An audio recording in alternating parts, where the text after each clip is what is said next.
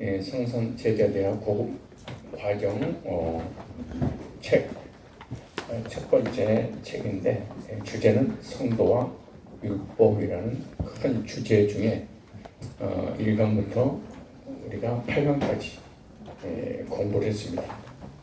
1강은 영분별에 대해서, 그리고 2강은 율법이란 무엇인가, 10계명은 폐하해졌는가, 개혁신앙, 교리에서 여기 음성이 자꾸 들려요. 그 다음에 6강의 3계명의 내용, 7강은 성화와 심판의 기준이 되는 율법, 8강은 우리 성산교회는 3계명을 선포하는 교회인가. 오늘 9강 10강을 강의하고 난 다음에 우리 전반기 종강하도록 하겠는데요. 9강은 웨스트민스터 대요리문답의 율법 해석에 관한 부분, 그리고 세계 신학자 아주 유명한 소철원 박사의 그 복음 설교 세미나 강의를 했던 내용을 녹취해가지고 잠깐 함께 공부하는 걸로 마무리하도록 하겠습니다. 오늘은 9강입니다. 9강은 성도와 율법과의 관계입니다. 자, 먼저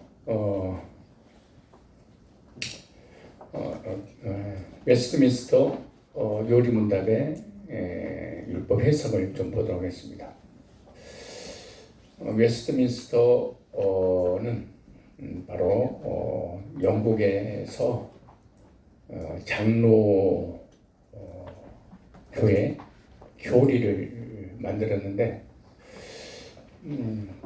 그 두 가지를 만들어서, 하나는 대요리 문답과 소요리 문답이 있는데, 대요리 문답은 목회자용으로 만들고 소요리 문답은 성도, 그리고 새신자, 그리고 학생들을 위해서 만든 핵심 교리를 만들어서 장로교회 모든 성도들은 이런 그 교리를 배우도록 이렇게 했습니다.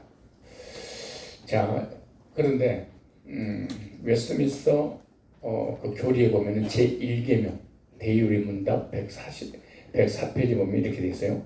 제1계명에 요구된 의무는 하나님께서 홀로 참되신 하나님이시며 우리의 하나님이심을 알고 인정하며 따라서 그만을 생각하고 명상하고 기억하고 높이고 공경하고 경배하고 좋아하고 사랑하고 사모하고 경외함으로 그에게만 예배하고 영화롭게 하는 것이다. 그래서 대요리문답 제1계명 104페이지 이렇게 기록이 됐습니다. 먼저 10계명에서 제1계명인 나 외에 다른 신을 두지 말라라는 것을 적극적으로 표현하면 무엇이냐 그 말이에요. 모세가 받은 10계명의 1계명이에요. 나 외에 다른 신을 두지 말라. 이것을 신약에 와서는 3계명으로 예비하라 이런 뜻이에요. 그래서 신약의 목사님들은 3계명을 또 10계명이 뭔지 몰라도 자연스럽게 예배 드리러 갑시다. 예배를 드려야 됩니다. 예배 보러 갑시다. 예배해야 됩니다. 이렇게 표현하지 하나님이 다른 신을 두지 말라 이런 표현을 잘 하지 않죠. 왜냐? 1계명이 끝나고 3계명이기 때문에 그런 거예요. 그래서 설교 시간에 예배를 강조하는 것은 율법을 말하는 거예요. 그래서 여기 율법이라는 것은 자주 반복해서 말씀드린 것지만은 3계명을 의미하는 거예요. 신약에는 3계명. 그래서 3계명이라는 단어를 보다도 율법 그러면 그냥 10계명 이렇게 생각을 사람들이 많이 해요. 근데 율법은 계명은 하나님 말씀을 의미하고 또 신약의 3계명입니다. 자, 그럼 우리 교회는 계명을 율법을 전했는가 전하지 않았는가. 2025년도 거만 보면은 1월 19일 주일 예배 때 복 있는 사람의 특징 2월 9일날은 주일 예배 때 누가 참된 예배자인가, 그리고 이어서 누가 참된 예배자인가, 이 일이 이어서 있죠. 그리고 주일 오후 예배는 무엇에 헌신해야 되는가, 그리고 고난을 해결받으려면 그 자녀에게 행할 길을 가르쳐라. 이런 내용들이잖아요. 이게 다 구약의 십계명에서 나온 세계명들입니다. 2025년 2월 9일 16일 주일 예배 때 설교 누가 참된 예배자인가 해서 요한복음 4장 20절로 24절을 가지고 예배의 의미, 예배의 대상, 누구에게 예배를 드려야 되는가, 예배 방법, 하나님께 예배를 드려야 하나님께 예배를 어떻게 드려야 되는가, 그 다음에 하나님은 신령과 진리로 예배인들을 찾으신다. 예배를 통해서 하나님께서 복을 주신다. 그러니까 나의 다른 신을 내게 두지 말지니라. 구약에는 십계명 그렇게 했잖아요. 신약에서는 예배를 강조하는 거예요. 이걸 새 계명이라고 해요. 이걸 넓은 의미에서 율법 그렇게 말하는 거예요. 근데 우리는 율법 그러면 새 계명은 율법이 아니라고 생각하고, 율법 그러면 십계명만 율법이라고 생각하는 거예요. 근데 신약에 가서는 율법을 아주 강력하게 강조를 하는데, 그 율법 뭐냐? 새 계명이다. 나의 다른 신을 있게 하지 말지니라. 하나님만 예배하라. 하나님께 이렇게 말하죠. 그래서 제1계명에 대한 적극적 표현으로 예배에 관한 설교를 하는 것이죠. 나의 다른 신을 섬기지 마라. 이런 표현을 저를 통해서 30년 동안 설교를 들으면 이런 내용 못 들었을 거 아니에요? 그래서 예배를 얼마나 제가 강조했습니까? 그러니까 1계명을 전하고 있었던 거예요. 10계명을 표현하면. 어떠세요? 여러분, 나의 다른 신을 매겨 있게 하지 말지니라. 이게 나요? 아니면 여러분, 우리 아버지가 되신 하나님께 예수 이름으로 예배 드립시다. 예배 헌신합시다. 예배 드린 자에게 하나님 복을 주십니다. 표현이 어떻게 좋아요? 그럼 내가 지금 율법을 전한 거예요? 전하지 않는 거예요? 전하시는 거예요. 율법 전한 거예요. 이렇게 설명했죠. 저는 율법, 우리 목사님 율법 전했구나 이런 거지. 근데 십계명을 안 전하니까 율법 폐기론자니 뭐니, 율법 폐했다는 얘기냐. 우리 교회는 구원론만 전하고 율법을 강조하지 않고 성화를 강조하지 않는다. 자꾸 그렇게 생각하는데 무지에서 나온 거예요. 자, 그 다음에 제2계명 대리문답 135페이지 보면은 웨스트민스터 신앙 고백에 관한 얘기예요. 대리문답 135페이지에 제6계명에 요구된 의무는 술과 약과 수명과 노동 및 오락을 절제하게 하며 자비로운 생각과 사랑과 인애와 온유와 우함과 친절과 화평과 부드럽고 예의 있는 언행과 간용과 화해되기 쉬움과 상의와 간용 및 용서 또한 악을 선으로 갚음과 공공에 빠진 자들을 이루하고 구지함과 죄 없는 자를 보호하고 옹호하는 것이다. 이렇게 해서 이 계명이에요. 자, 10계명에서 제6계명은 살인하지 말라잖아요. 이와 같이 설명한 것인데 한마디로 뭐해라? 절제하라. 살인하지 말. 여러분 절제하셔야 됩니다. 이게 이런 표현이 더 좋아요. 여러분 사람 죽이면 안 됩니다. 총으로 쏴서 안 되고, 칼로 찔러서 죽여서도 안 되고, 수면제 먹여서 죽여서도 안 되고, 목졸라 죽이지 말고 죽여서도 안 되고, 자고 있으면은 이불로 덮어가지고 숨을 못 쉬게 해서 죽이고, 안 그러면 약을 타서 죽이면 안 됩니다. 이렇게 설교해야 되겠어요? 여러분, 우리 인생에 있어서 가장 중요한 것이 절제입니다. 하나님께서 에덴 동산을 창조하시고 아담 하와를 에덴 동산 두시면서 제일 먼저 선악을 나리게 하는 열매를 먹으면 정령 죽으리라. 먹지 말라. 이 먹지 말라는 것은 절제하라는 것입니다. 모든 문제는 절제하지 못해서 오는 것입니다. 이런 표현 어떨까요? 여러분, 우리 교회 보면 정말 우리 김용선 장로님이나 우리 고용석 장로님 몸매를 보면은 정말 보암직하고 탐스러울 정도로 아름답습니다. 저렇게 남자의 허리를 24를 만들기까지 얼마나 수고하고 애쓰면서 절제했을까요? 먹을 것, 마실 것 절제가면서 몸을 만들었기 때문에 저런 아름다운 모습이 나오지 않았겠어요? 가장 중요한 게 뭘까요? 저들은 절제했기 때문에 그렇습니다. 저들은 첫째, 식사를 천천히 꼭꼭 씹을 대로 씹어가지고 입에서 완전히 소화를 시키고 난 다음에 내려버립니다. 대장도, 소장도, 췌장도. 그래서 건강합니다. 그리고 6시 이후로는 절대로 음식을 먹지 않습니다. 얼마나 먹고 싶은 음식이 많이 있었을까요? 그러나 몸에 해롭기 때문에 절제한 그 결과 누가 봐도 저렇게 아름다운 몸을 만들 수 있을까? 여러분 어떻게 생각하세요? 지금 내가 무슨 설교하고 있는가요? 율법을 설교하고 있는 거예요. 율법의 내용이 뭐예요? 6계명. 살인하지 마라. 절제하지 마라. 절제.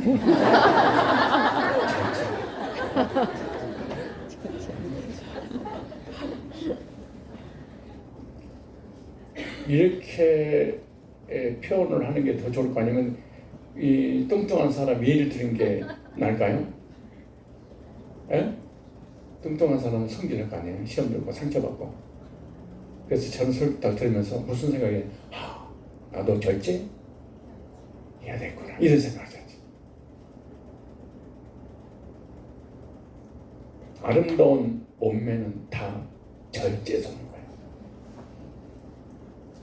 옆 사람 큰일 났어요. 옆 사람 살짝 더 맞으면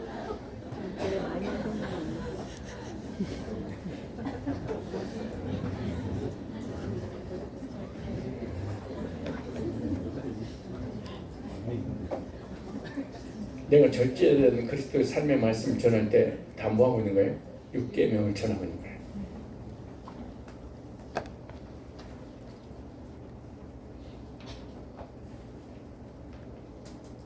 우리가 세례받을 거나 임직할 때 절대로 술을 먹어서는 안 된다. 절제자는 절제. 술을 입에다 댈 경우에는 직분을 줄 수도 없고 세례를 받을 수도 없다. 이게 세계명이에요. 절제. 지금 뭐 하는 거예요? 살인하지 말라를 이렇게 표현한 거예요. 절제. 내가 지금 뭘 전하고 있는 거예요? 율법. 어떤 율법? 세계명. 여러분 사람을 죽여서는 안 됩니다. 이게 나요? 절제하십시오. 이게 나요? 알아들어요? 여러분도 김현성 장로님처럼 몸매가 여자 몸매보다 더 아름다워지려면 어떻게 된다? 절제되는구나. 말로만 하지 말고 오늘 당장 시작. 오늘 실컷 먹고 내일부터 시작해야지. 안 받는 거 아니야. 당장 나도 그래야지. 그래 괜찮아요. 절제하자. 인사도 우리 절제합시다.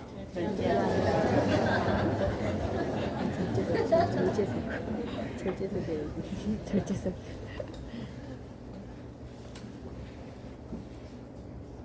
손준평 원습사님하고 수영장을 갔었는데 수영장에 있는 그 노인네들이 나를 딱 보더만 거예요. 50 넘으셨죠? 진짜 그래도 50세? 네? 그러더라고 나한테.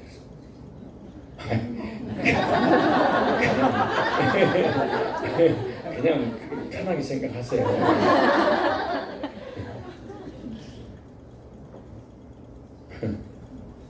갔더니 막 그 수영하는 그 수영 선수들이 배를 두고 다녀. 저희 여자 남자가 다 배. 와, 그래서 내가 집사님 이게 저 모양이야.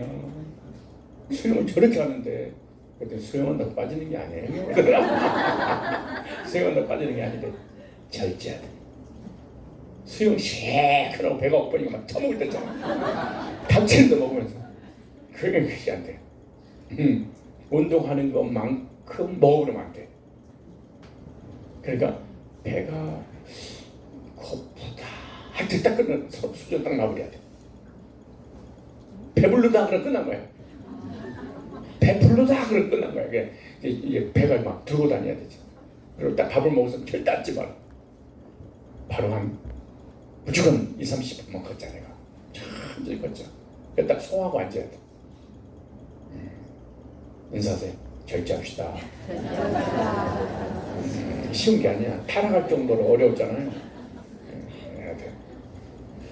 모든 병의 근원은 살에서 온 거예요. 살을 왜 찌냐? 나한테 그래 어떤 권사님이 목사님 나는 얼마 안 먹어요. 근데 쪄요. 그래. 와 어느 날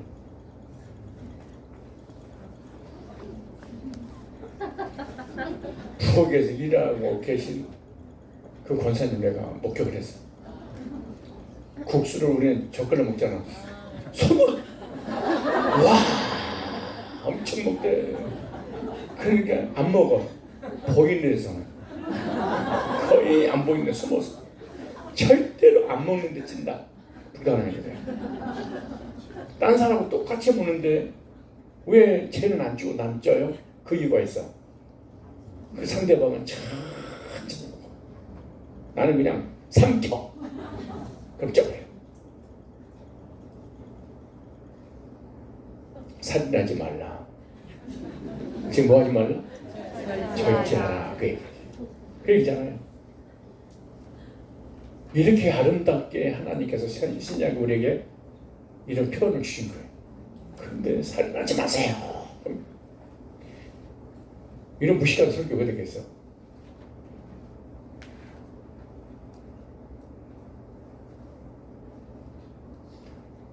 어떻게 해봐봐 안 나와요.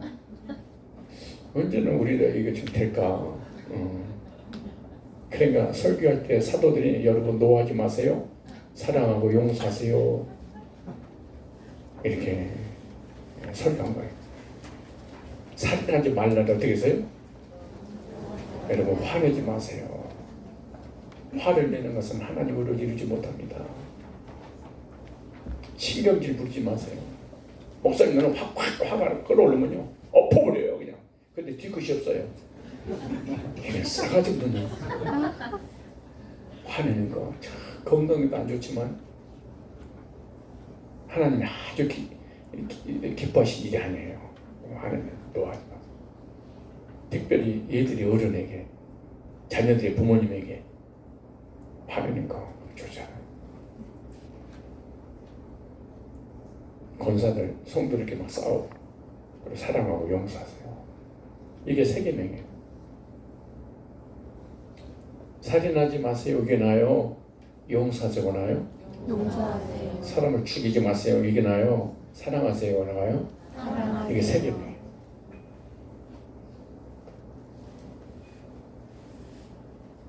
뭘까요? 3월 27일 수요일에 할례를 요구한 야곱의 아들들 성도는 이렇게 악한 마음을 가지고 거짓으로 일을 꾸면서 상대를 공격해서는 안 됩니다. 첫사 상대방이 아무리 잘못하고 억울한 일을 나에게 피해를 줬다 할지라도 계획적으로 거짓말해서 상대에게 보복하려고 하면 안 됩니다. 악한 것 때문에 싸움이 이루어지는 것입니다. 로마 10장 19절에 친히 갚지 말고 하나님 신노하심 맡겨라. 기록됐을 때 원수가 없는 것이 내게 있으니 내가 갚으리라 주께서 말씀하시니라. 여러분 힘들게 한 사람이 있다면 하나님이 갚아주면 여러분 평안하고 상대방만 놀랍게 변화시켜 주실 것입니다. 이 설교 기억나세요? 2025년 3월 27일 원수를 누가 갚아주세요? 하나님. 나에게 평안이 임하고 원수를 어떻게 갚아주냐? 죽이지 않고 상대방을 나처럼 변화시켜 주신다. 이렇게 제가 설교를 했잖아요. 이게 뭔 계명이에요? 세계명이에요. 이게 뭐예요? 율법이에요. 그 다음에 1계명과 세계명의 율법의 표현의 차이를 볼까요? 사도들이 표현한 것을 정리한 걸 보면 자 1계명, 10계명 출애굽기 10장 1절로 17절에 모세에게 계명 주자들 나 외에 신을 섬기지 말라. 우상을 섬기지 말라. 하나님을 망령되이 부르지 말라. 제7일 안식일로 지키라. 여기는 네 계명은 이걸 어떻게 바뀌었냐? 네 계명 율법보다 세 계명 신약이 더 강화된 법이에요. 강화된 법인데 하나님을 사랑함으로 하나님께 예배하고 하나님을 사랑함으로 하나님 기쁘신 뜻을 분별하고 열심 품고 주를 섬기고 헌신하고 헌금하고 충성하라. 그런 네 계명이 세 계명으로 구약이 신약으로 겉사람에게 주었던 메시지가 속사람에게 더 강화돼서 오는 법이 신약이 율법이에요. 이게 세 계명이. 사도들이 전한 복음이잖아요. 세 계명. 자, 그리고 10계명의 앞부분인데요. 세 계명으로 올 때는 강화된 법으로 강화된 법으로 전했고 우리들도 강화된 법으로 전해야 됩니다. 보세요. 1계명, 10계명. 너희 부모를 공경하라. 살인하지 말라. 간음하지 말라. 도둑질하지 말라. 거짓증하지 말라. 내 이웃의 것을 탐내지 말라. 10계명이잖아요. 5계명부터 10계명까지. 근데 여기 뭐예요? 1계명부터 4계명까지 하나님을 사랑하라. 5계명부터 10계명까지는 내 이웃을 내 몸과 같이 사랑하라. 근데 신약에 와서 내 형제를 사랑하라. 이렇게 표현했죠. 더 강화된 법이에요. 서로 사랑하라. 절제의 삶을 살아라. 분노, 거짓말, 정욕 등 섬기는 삶을 살아라. 온유하고 겸손하고 용서하라. 이것이 뭐예요? 구약의 1계명이 이게 10계명이에요. 근데 신약에 와서 강화된 법으로 3계명을 우리에게 이렇게 율법을 주신 거예요. 자, 그래서 사람에 관한 법은 10계명에서 5계명부터 10계명까지죠.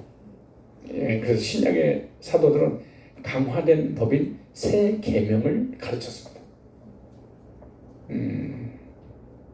장로교, 교린, 웨스트민스터 신앙법의 개혁주의자들 모두 강화된 법인 3계명이 율법을 짜는 거예요. 그러니까 사도들도 초대교회도 또 개혁주의 목회자들도 신학자들 다 3계명 짜는 거죠. 갈라디 6장 2절에 보니까 너희 짐을 서로 지라. 그리하여 그리스도의 법을 성취하리라. 서로 짐을 짐으로 하나님의 법을 주셨는데 그게 3계명이잖아요. 서로 사랑하라. 그래서 그리스도 법이 신약의 법인데 3계명입니다. 그리스도의 율법을 성취하는 것이 뭐예요? 서로 짐을 지는 것. 이게 사랑이잖아요. 그래서 서로 다른 사람을 섬김으로 짐을 서로 져줌으로 사는 것이 그리스도의 법을 성취하는 것이다. 그리고 온유하고 용서하는 것. 이게 다 어디서 오는 거예요? 절제에서 오는 거잖아요.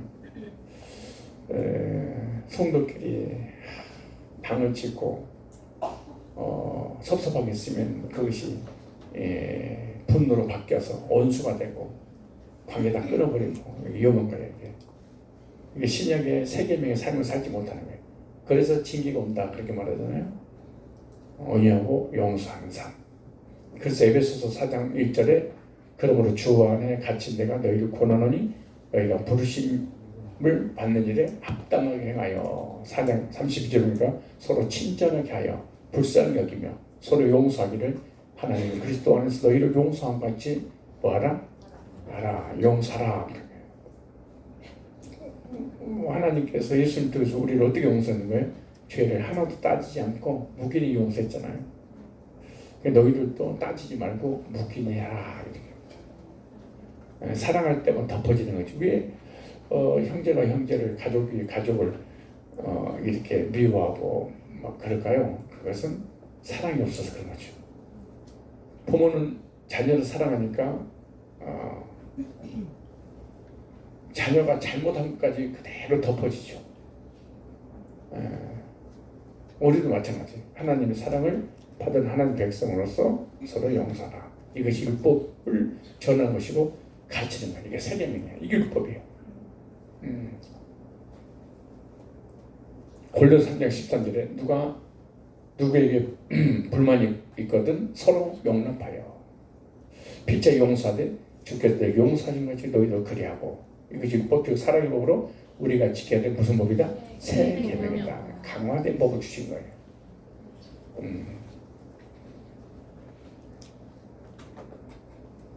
이제 제가 설교를 하면 여러분들이 무슨 설교냐, 우리 목사님은 지금 세계명을 전하고 있구나 알게 돼요. 그리고 그동안의 설교에서 예배를 강조하고 섬기라고 하고 용서라고 하는 모든 것이 뭐예요? 지금 무슨 말씀이 되는 율법을 전한 거예요. 근데 율법 무슨 법? 광화된 법. 광화된 법이에요? 새 계명. 율법을 말했다. 그래서 율법을 선포하고 강조하는 것이 내가 구원론을 보니까 1년에 대회 때 서너 번도 안 해. 서너 번은 안 해. 거의 율법을 전하는 거예요.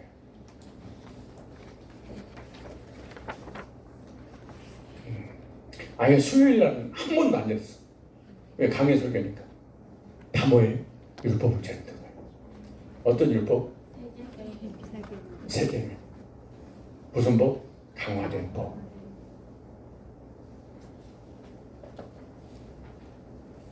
자, 성도 율법에 대해서 우리 서철원 서울대에 나오셔서 경신대 교수님을 계시고 아주 유명한 분이신데 우리 교회에서도 두 번인가 오셨고 또 한국의 목회자들이 거의 이분의 영향을 받았는데 이분이 설교한 내용을 조금만 보겠습니다. 강의한 내용입니다. 교회가 살 길은 오직 복음 선포다 이런 주제입니다. 교회가 살 길은 그 교수님 우리 교회에 오셔가지고 우리 오집사님한테 차로 모셔다 드리는 중에 차 안에서 말씀하셨는데 어떻게 복음만 전했는데 교회가 부흥됐었을까? 복음만 전하는데 율법주의라 신비한 것들을 전해야만이 교회가 부흥되는데 그것을 안 하고 어떻게 복음만 전하는데 교회가 부흥될 수 있구나 깜짝 놀랐다는 거예요.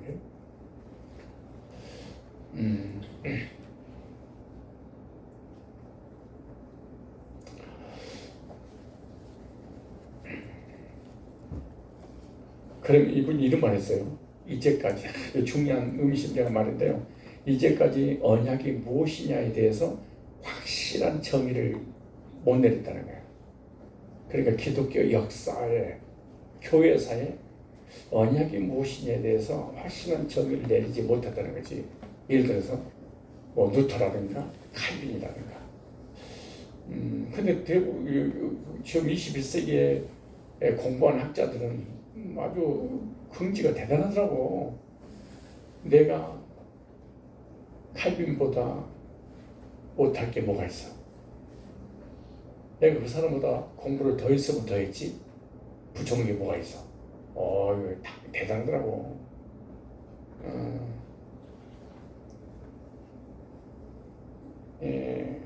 그분들이 17세기, 18세기 살았던 분들이잖아요.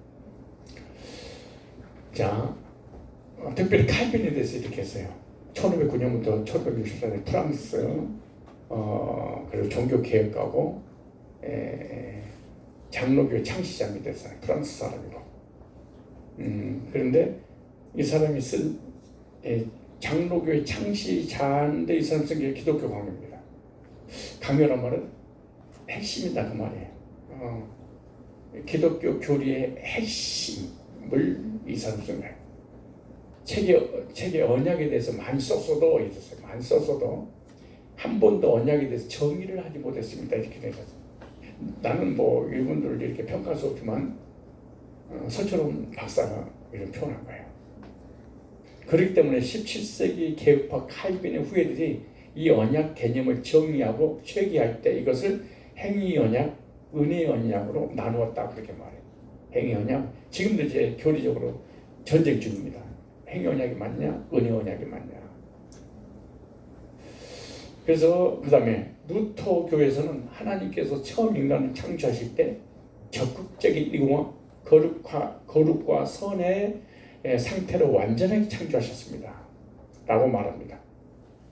루터 교회에서는 하나님 창조를 잘 설명하고 개진을 했는데 개혁파에서는 행위 언약, 은혜 언약으로 나누기 그랬는지 모르지만은 조금은 잘못 성경대로 온전하게 지시를 못한 것 같습니다. 라고 했어요.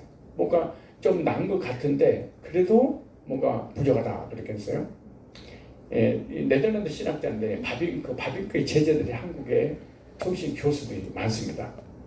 1854년부터 1922년까지 네덜란드 정통 개혁주의 칼빈 신학자면서 목사예요.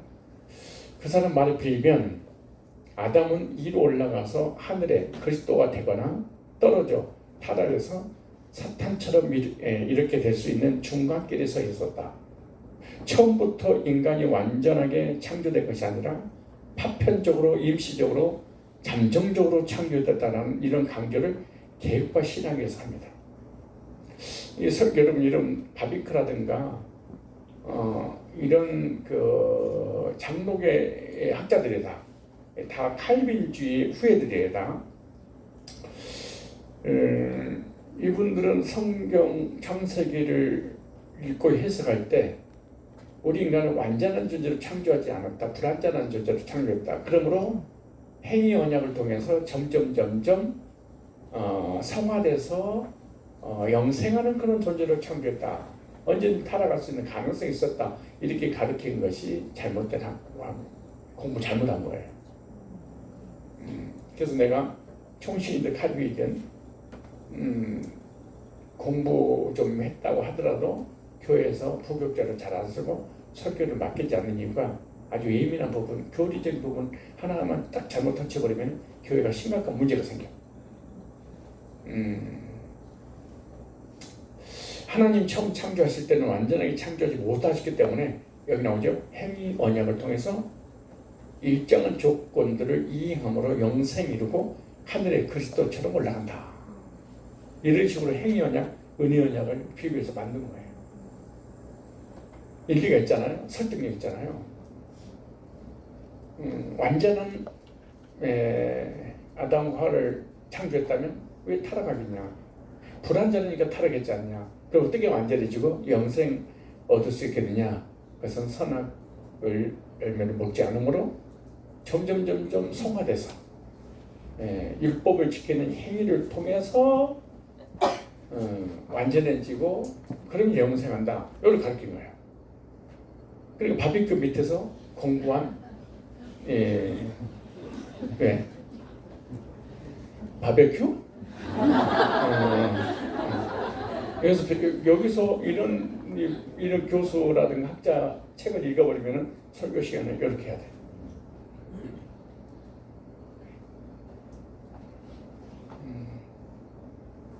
이런 사람은 겉사람이 이제 뭔지 속살이 뭔지 영혼을 창조하고 겉사람을 창조하고 이런 예정론이라든가 깊이 실제로 이걸 성경에서 발견하지 못해서 나온 거죠. 칼바르트 1886년부터 1968년 스위스 사람인데 개혁교회 신학자요 목사입니다.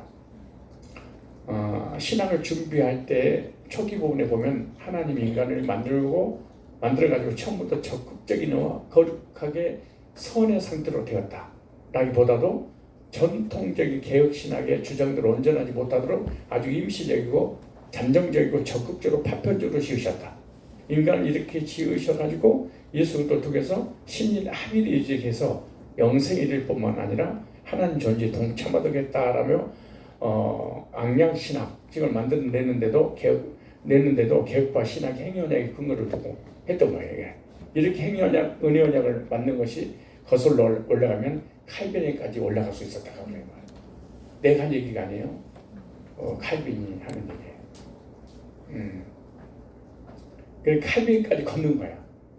우리가 건널 수 있는, 터치할 수 있는 부분이 아니잖아요. 서천원이란 세계적인 학자니까 이런 걸 할 수 있지. 이런 영향을 받아서 여기에 내려왔다 이렇게 생각하는 거지. 좀 더 살펴보면 칼빈이 언약에 대해서 말은 많이 했지만 언약이 무엇이라고 한 번도 정의를 못했다 이렇게 표현했어요.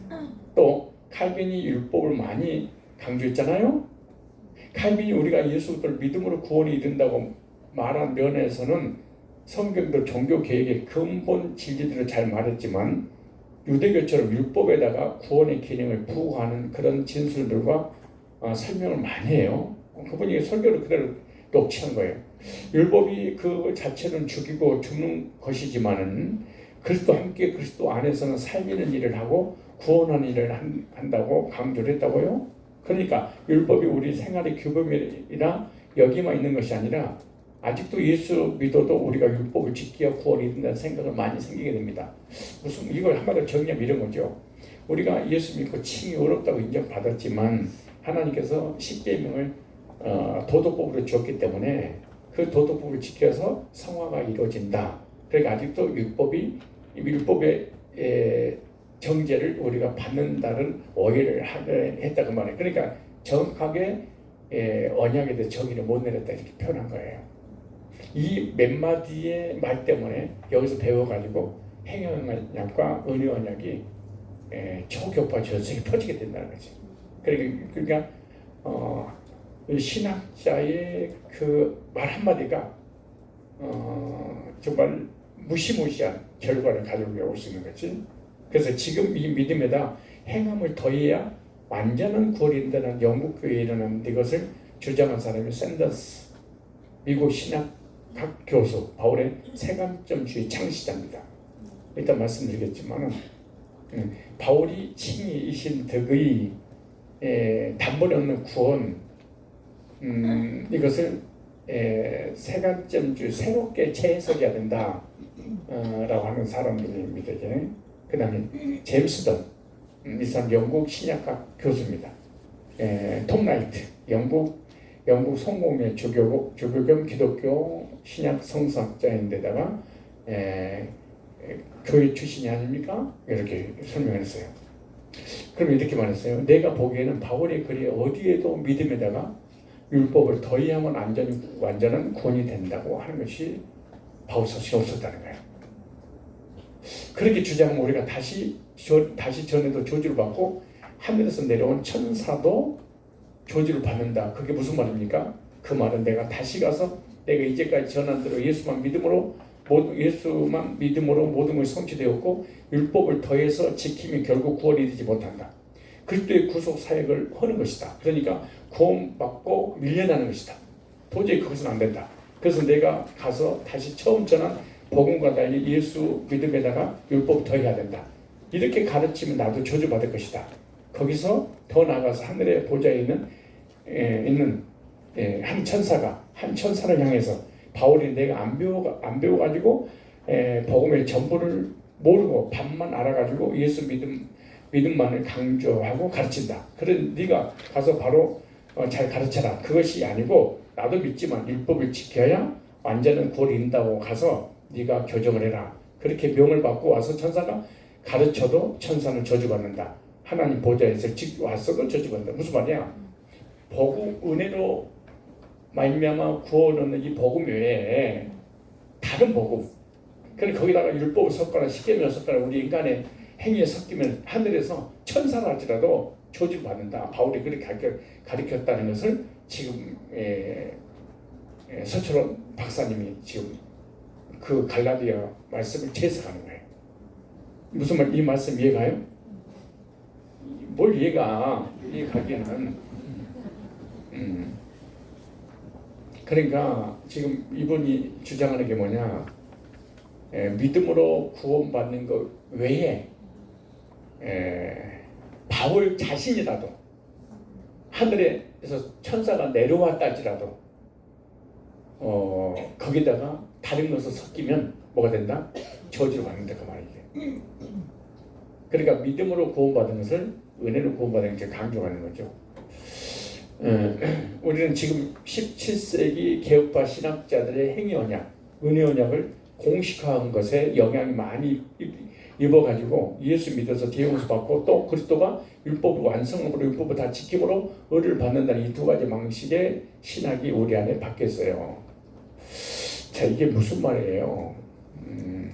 자, 17세기 개혁파 신학자들의 행위 언약, 은혜 언약을 공식화한 것에 영향, 그러니까 이것이 보편화가 되어버렸어. 누구에서? 신학자들이 해서. 네덜란드라든가 영국이라든가 미국이라든가 가서 자유주의 신학자라든가 이런 분들에게 공부를 해가지고 한국에 와서 교수랑 학생 다 이렇게 행위 언약과 은혜 언약을 나눠버려요. 그러니까 은혜로 구원받지만 행위가 뒤따라야 된다. 은혜로 구원받지만 계명을 통하여 성화돼서 영생을 이루어야 된다. 그러니까 신이 합이 이루어진 거야.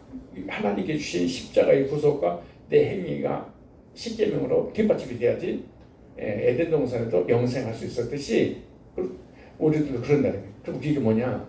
자 보세요. 예수 믿어서 죄 용서 받고 또 그리스도가 율법 완성함으로 무슨 말이냐? 이거 그냥 쉬운 말은 아닌데 이것 때문에 지금 계속해서 논쟁을 하고 있고 또 서로 고소 고발을 하고 있는 게 지금도 지금 이게 있어요. 예수님께서 율법을 폐하러 온 줄 아느냐? 완전히 하러 왔노라 그랬잖아요.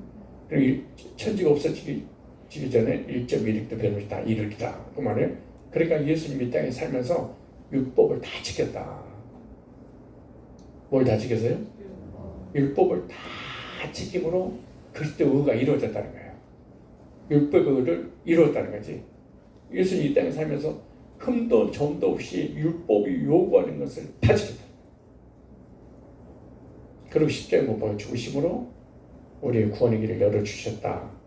그러니까 우리 역시 예수 믿어서 죄 용서받고 예수님께서 율법을 다 지켜서 완성한 것처럼 우리들도 뭘 지켜야 된다? 율법을 지킴으로 의를 받는다. 이 두 가지 방식의 신학이 한국을, 세계를 장악했다. 그 얘기를 하는 거죠.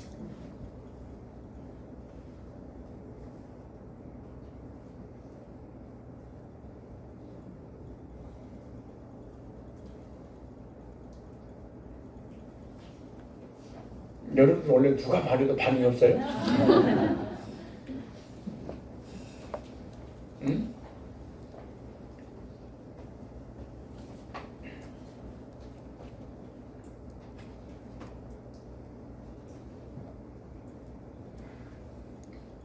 사람의 얼굴이 우중충하면 안 돼.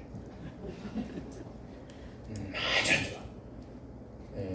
항상 내 표정을 밝게 보여야 돼. 너 1년 넘게 이렇게 했어. 숨 막혀. 난 원래 이래요. 하고 성형 병원에 가가지고 성형 수술을 해서 돈 좀 들어가더라도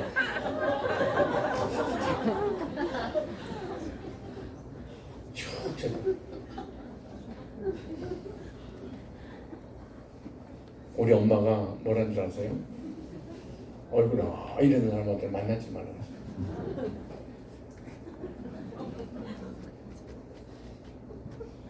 알아들어요? 네. 근데 얼굴 표정이 왜 그래? 못 알아듣는 거지. 예수님께서 율법을 완전히 100% 지켰듯이 예수 믿고 오르게 됐어. 그래도 뭘 지켜라? 예수님처럼 율법을 지켜야 된다. 율법해. 아멘 그러지 말라고. 그러니까 못 알아들어서 그랬다고. 이게 코에 걸면 코걸이가 돼버릴 수밖에 없어요. 그리고 이단들이 먹고 사는 거야. 기가 막히잖아. 예수님께서 율법의 유혹을 딱 주셨다. 율법을 딱 지켰다. 그 너희들도 뭐해라? 지켜서 율법의 의를 이루어라. 그게 행위 언약과 은혜 언약 두 가지 딱 나는 거야. 아담 때부터 시작해서 학자들이 또 그리고 세계 가르쳐 버리니까 안식교부터 시작 모든 기독교 아니고 장로교 안에 들어온 거야. 바빙크 1554년부터 1921년까지 네덜란드 사람인데 정통 개혁주의입니다. 칼빈주 신학자요 목사예요. 그렇게 개혁 의학 교의학을 썼는데요. 그 내용이 서철원 박사 얘기예요. 그 내용을 그대로 루이스 볼고프 1873년부터 1957년 네덜란드 분입니다. 칼빈주 신학자예요. 그래서 이 바빙크에서 볼고프에게 전달되어 가지고 볼고프가 조직 신학을 전개할 때 그리스도의 율법을 완전히 지킴으로 그 의를 우리가 받는 걸로 생각한다. 이게 바벤크 신학자라든가 볼고프가 쓴 주석을 목회자들의 서재에 없는 사람 거의 없어요. 1000명이면 1000명, 한두 명 다 있어요. 왜? 이걸 기초로 해서 성경 해석하고 설교를 하는 거예요.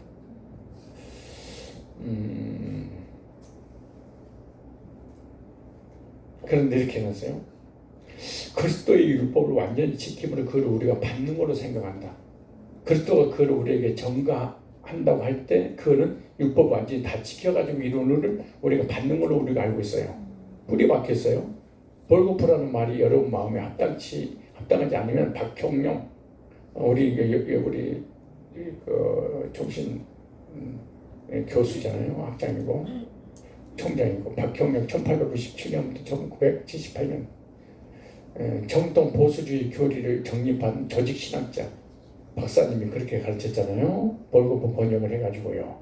개혁파 전통에서는 그리스도 율법을 다 지켜서 우리를 이루었다.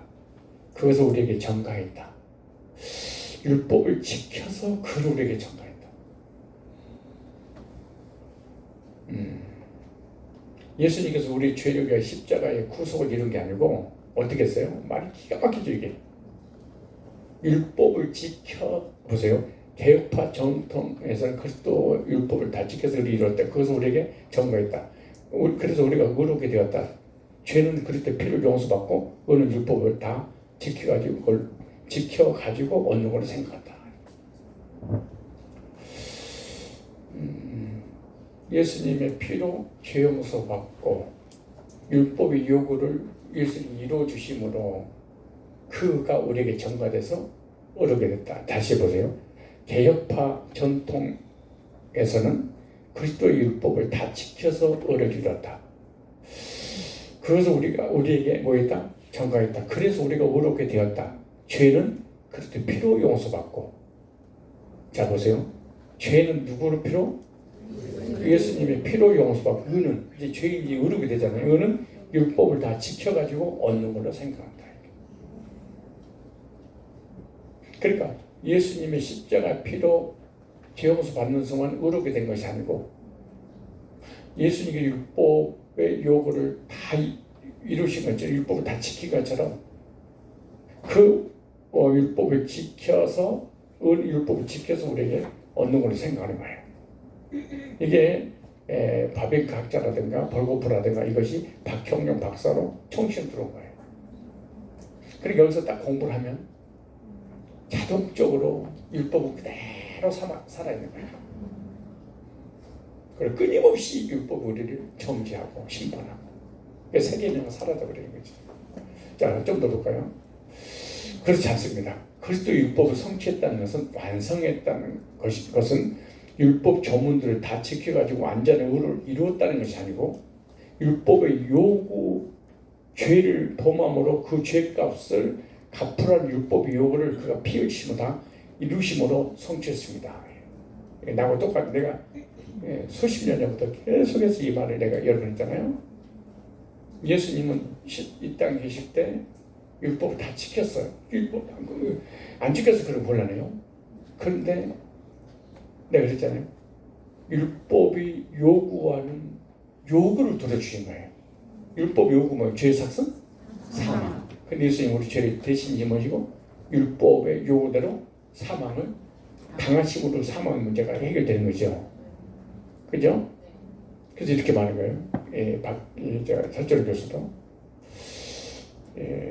바벨크나 볼고프나 박형룡 그들이 그 최고의 세계적인 학자들이라고 하는데 여기서 지금 이분이 예를 든 분들이 그리고 이분들이 영향받지 않는 목회자는 거의 없어요.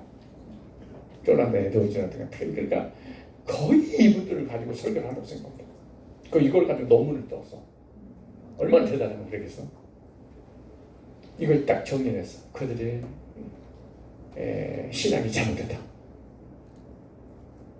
자, 그리스도의 율법을 성취했다는 것은 완성했다는 것은 그들은 이렇게 그분이 막 말로 해서 그런 거예요. 막 이렇게 공고를 써가지고 쓴 게 아니고 율법 조문들을 다 지켜가지고 율법의 조문, 율법의 조항, 구약 613가지 막 이런 것들 있잖아요. 완전 의를 다 이루었다는 것이 아니고 나는 예수님에 대해서 그렇게 하고 싶은 생각 없어요. 이분처럼. 근데 예수님 이 땅에 살면서 흠도 적도 없이 거룩한 삶을 사는 건 맞아요. 난 이렇게 설교하고 싶어요. 근데 그분은 그렇게 했어요. 난 이거 100% 공감합니다. 이거 100% 공감해. 율법 조문들을 우리 그 총강사님은 이거 박형룡, 볼고프 이런 분들 책이나 주석이나 그 학교에서 공부 안 했어요? 했습니다. 했죠. 행위언약, 은혜언약 배웠어요? 은혜로 구원받고 행위를 통해서 불완전한 우리 인간이 완전해지고 이렇게 배운 거예요? 비슷하게. 우리 인간은 완전한 인간이 아니라 불완전한 언제 타락할 수 있는 인간으로 지원받았다 이렇게 배웠죠. 지금도 머릿속에서 그 배운 게 학생 때 배운 게 신학생 때 배운 게 안 벗어질 수 있어요. 왜? 지금 벗어졌죠? 교회 와서 네, 그죠. 네. 새로운 것이 들어와서 또 새로운 놀기가 딱 정립돼 버리면 옛날 것이 딱 사라지는데 그렇지 않으면 평생 그렇게 가는 거예요. 사라지는 게 아니에요. 그리고 바비크나 볼고프나 이분들의 주석을 강의하는 유튜버가 너무 많아요. 잘못해버리면 이상한 말 들어버리면 끝나버리고 위험할 수도 있어요. 교수들 다 강의하는 건가? 난 불변할 수 있을 것 같아요. 없을 것 같아요. 힘들어요. 힘들어요.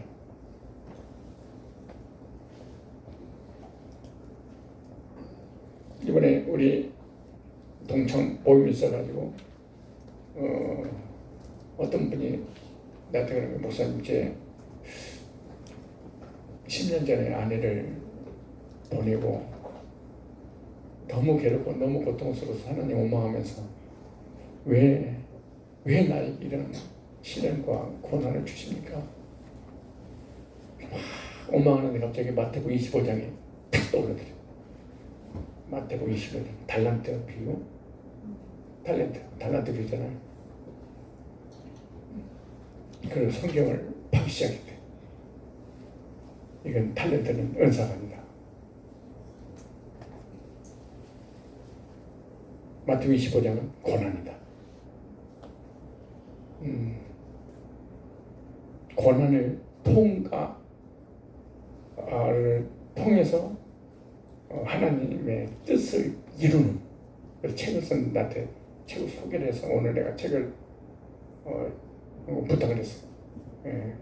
38,000원인데도 제가 한 권이 2, 3년 동안 책을 읽었어요.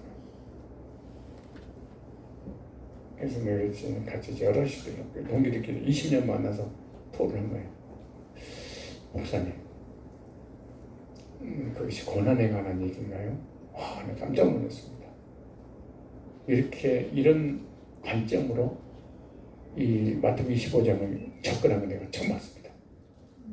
옆에 있는 목사님이 그 탤런트 비유잖아요. 은사잖아요. 그럼 막 이제 이 목회자 모임의 토론이 건전한 토론이 시작됐어요. 내가 딱 한마디 하면 다 조용히 있어. 내가 하면 왜 신학교 때부터 내가 유명했거든. 교수님하고 막 토론하고 그래가지고 그래서 내가 목사님, 그게 고난이고 그게 탤런트일까요? 그러면 우리 성경적 예정론과 한 번 구원받은 영원 구원받은 것과 우리 개혁주의, 칼빈주의 신학 자체가 문제가 생겨버립니다. 왜냐? 5단, 2단, 1단도 받았는데 5단을 받자마자 바로 나가서 장사해서 이익을 남기고 2단도 받은 사람도 바로 가서 장사해서 이익을 남겼어. 1단도 받은 자는 두려워서 땅에다 묻었다. 그럼 나중에 결산은 때가 됐습니다. 근데 5단을 2단한테는 더 줬다. 그 있는 것을 뺏어도 줬고 이 사람은 쫓아내버렸다. 슬픔으로 이를 가며 돌아섰다. 구원받은 사람이 은사를 활용하지 않으면 저주받을까요?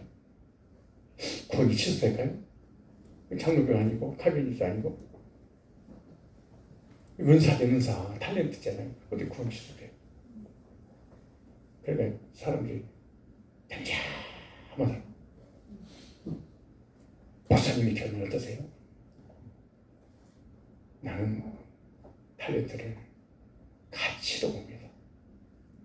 왜냐? 한 달란트는 몇 조입니다. 당신은 천문학적 수준입니다. 불가능한 일입니다. 한 사람이 수천 년 동안 벌어들여도 한 달란트를 못 봅니다. 불가능한 돈입니다. 그래서 5달란트, 2달란트, 5, 2, 1 숫자가 중요한 게 아니라 이 지구상에 가장 큰 가치는 누굴까?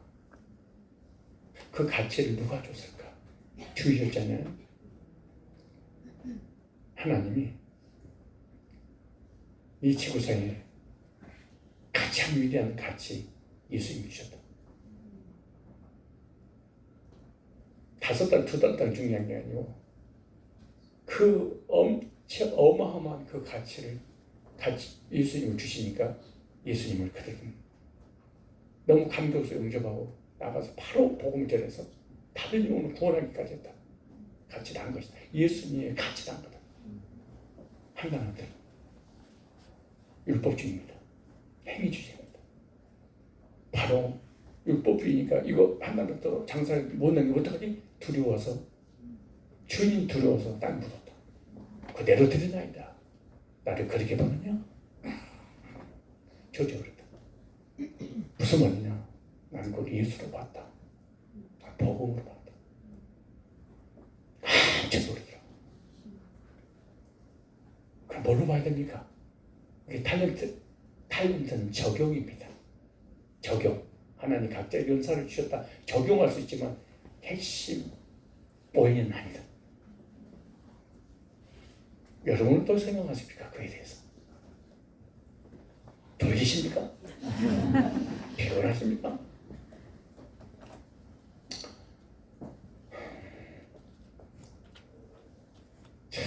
이 말이 보통 말이 아니에요. 종교개혁 이후에 지금도 총신에 싸워, 칼빈에 싸워, 합신에 싸워. 지금도 막 명예훼손으로 고소 고발하고 그래. 이 한 문장 때문에.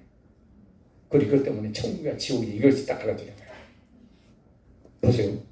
그리스도의 율법을 성취했다는 것은 완성했다는 것은 율법 조문들을 다 지켜서 예수 믿다고 해서 율법의 조문 613가지 계명 하나도 빠진 마음으로 생각하고 행동 하나도 완전한 의를 이루었다 이것이 아니고 율법의 요구, 죄를 범함으로 죄의 값을 갚으라는 율법의 요구를 그가 피 흘리심으로 다 이루심으로 성취했다.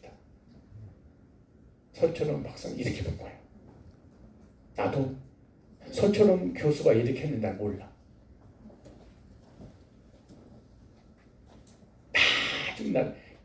나중에 이분 강의는 한 번도 들어본 적이 없어. 왜? 내 학교 다닐 때 이분 내 교수가 아니었으니까.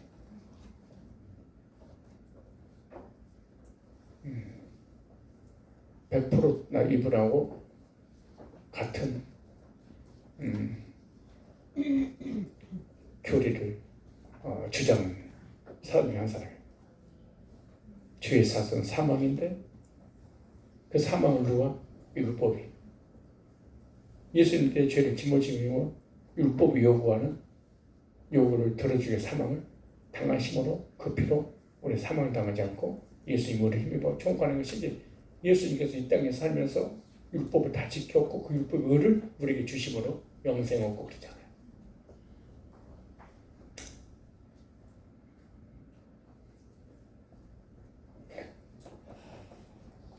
알아들어요?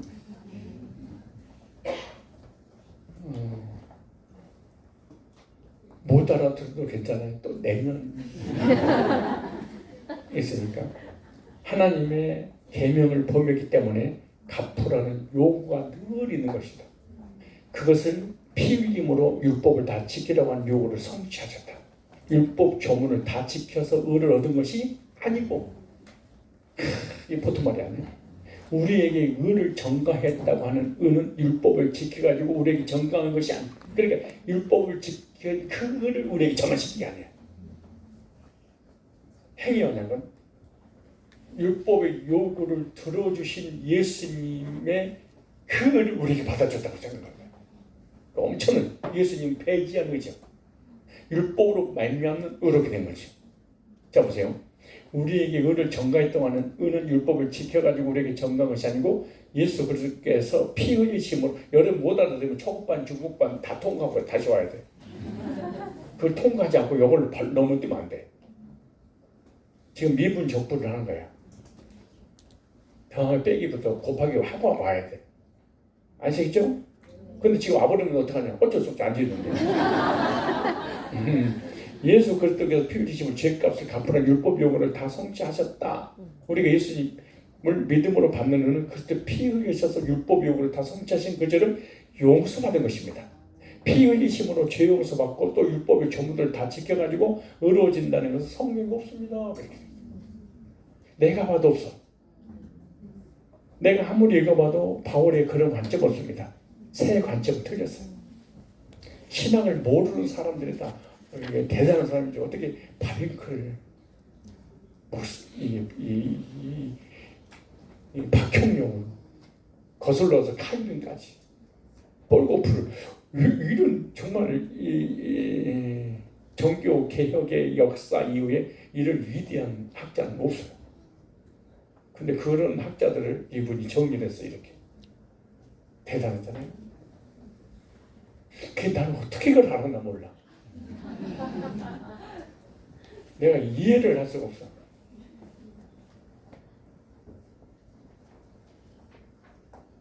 나 이분의 영향을 조금도 안 받았어.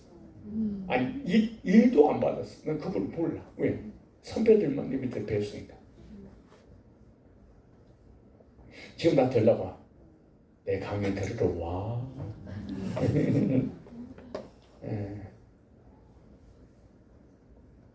이제 안 좋으셔.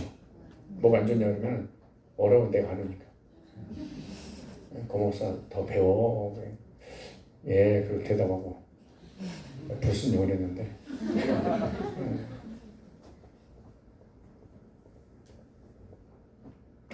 이분이 세상에 어떻게 그런 위대한 학자들을 아무리 서울대 나오고 외국에서 박사학위를 받고 청신에서 교수 생활하고 조직신학 교수로서도 지금 만약에 내가 이분들에 대한 그 교리 하나만 거들었다.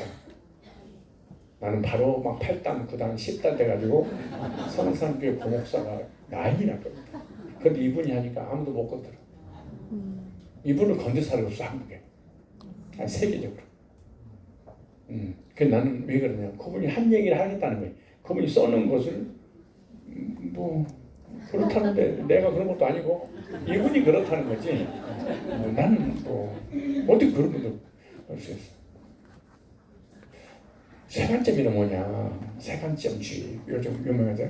이신 칭의론을 비판하고 칭의를 두 단계로 나눈다.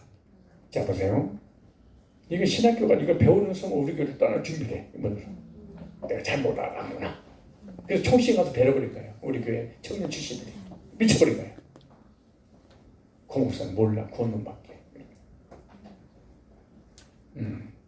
자 보세요. 예수님 믿을 때 받는 칭의와 천국에 들어갈 때 하나님께 인정받는 칭의, 이거 두 가지 나는 거예요. 우리 많이 들어봤죠? 이게 안식일 교리예요. 큰 구원, 작은 구원, 1차 구원, 2차 구원.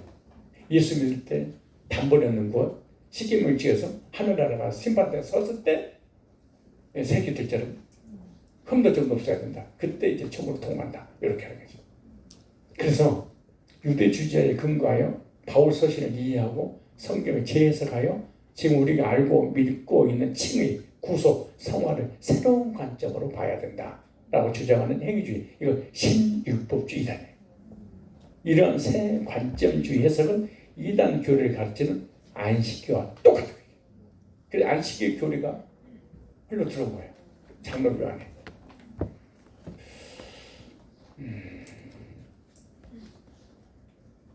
내가 이해한 대로는 아무도 어디에도 그리스도가 율법을 다 지켰기 때문에 그 율법을 지킴으로 얻은 의를 우리에게 전가했다는 것은 없다. 예수 그리스도께서 피 흘리심으로 죄값을 갚으라는 요구를 다 이루셨어요. 죄값을 갚으심으로 우리가 온전하게 죄 용서를 이루신 거죠. 그러면 우리를 보고 율법을 지키라는 요구를 이루는 것은 다 없어졌습니다. 우리 보고 율법 지켜라 다 없어진 거예요.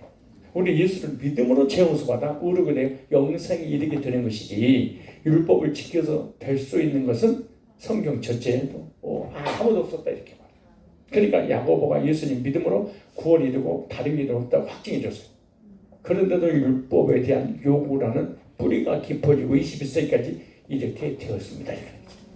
그게 구원받았냐? 율법 지켜서 이제는 심판대 앞에 서봐야 된다.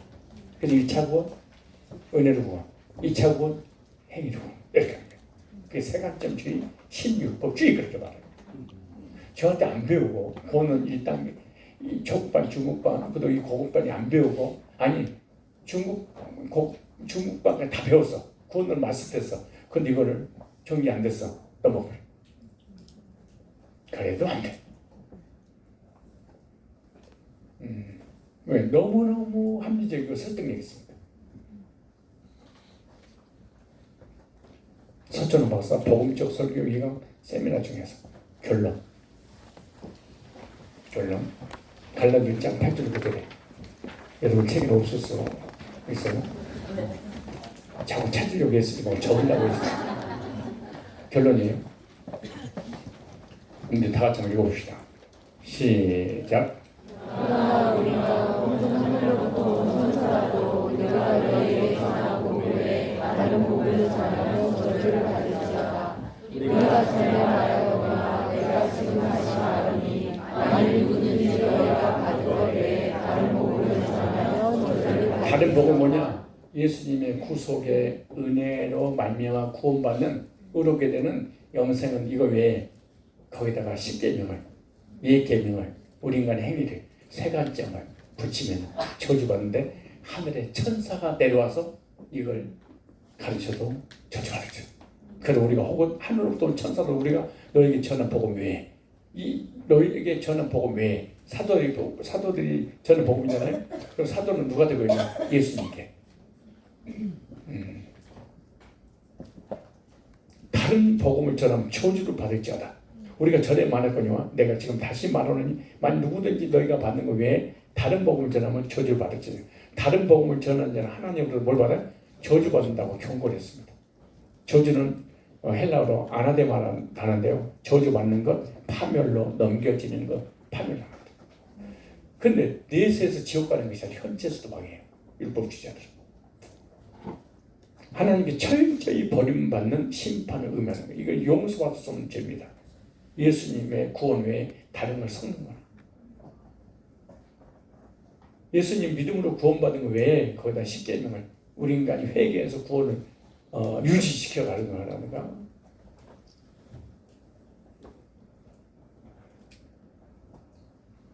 그리스도의 은혜로 너희를 부르신 일 네가 속했다나 복음을 속했다나 다른 복음을 따르는 것은 내가 이상히 여기노라.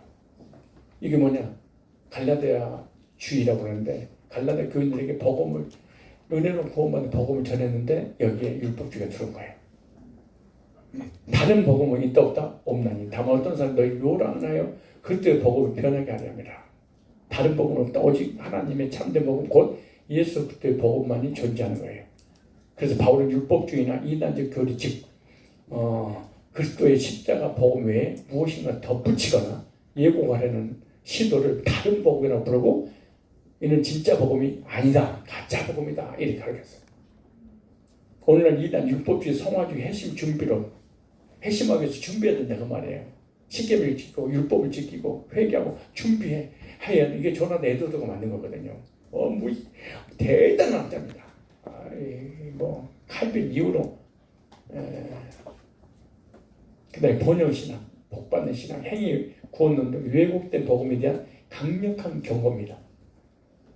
복음은 오직 예수 그리스도의 십자가 부활의 근거한 은혜의 복음입니다. 다른 방식의 구원을 주장하는 것은 진짜 복음이 아니라는 점에서 경계하고 분별해야 됩니다. 그래서 요한계시록 14:6절에 복음은 이렇게 말합니다. 영원한 복음을 가졌더라. 복음 무슨 복음이에요? 어제나 오늘나 영원토록 은혜로 말미암아 구원받은 이 복음은 시대마다 바뀌는 것이 아니고 언제나 동일하다. 영원한 복음을 가졌더라. 복음은 영원히 변하지 않는 진리며 시대와 문화, 언어를 초월하여 영혼을 죄와 사망에서 구원하기 위해 전파될 하나님의 메시지입니다. 그래서 사도행전 20장 24절에 나의 달려갈 길과 주 예수께 받은 사명 곧 하나님의 은혜의 복음을, 행위 복음이 아니에요. 은혜의 복음을 증거하는 일을 마치려면 나의 생명을 조금 더 귀한 것으로 여기지 아니하더라. 사도 바울이 무슨 복음? 은혜로 말미암아 구원은 복음이지 은혜로 구원받고 행위로 의로워져서 구원 이루어 나가는 것이 아니야. 성경에 2차 구원 그런 거 없어. 예수 믿어서 죄 용서 받고 율법을 지켜서 예수님이 율법을 지킴으로 그 율법의 의를 나에게 전가시켜 줌으로 내가 의롭게 됐다. 그런 거 없어. 듣는 것 같기도 하고 이렇게 경과 기도하겠습니다. 길이요 진리요 생명이 되신 주님, 고급반 제자의 1학기 과정을 마칠 수 있도록 인도해 주셔서 감사드립니다. 지난 1학기 동안 성도와 율법이라는 깊은 진리의 말씀을 통하여 우리를 자유케 하시는 복음의 능력을 깨닫게 하시고 율법의 요구 아래 얽매이지 않고 그리스도 예수 안에서 새 생명으로 살아가게 하시는 진심으로 감사합니다. 주님, 우리의 영적인 눈을 열어 율법의 정죄를 넘어 복음의 생명과 자유를 보게 하시고 행위의 자랑이 아닌 은혜의 감격으로 살아가게 하여 주옵소서. 율법이 드러낸 우리의 죄를 외면하지 않고 그 죄를 위해 십자가 지신 주 예수 그리스도를 날마다 의지하는 우리들의 믿음이 되게 하여 주옵소서. 이 종강의 끝이 아니라 삶 속에서 복음을 붙잡고 복음 안에서 복음으로 살아갈 수 있도록 주님께서 인도하여 주옵소서.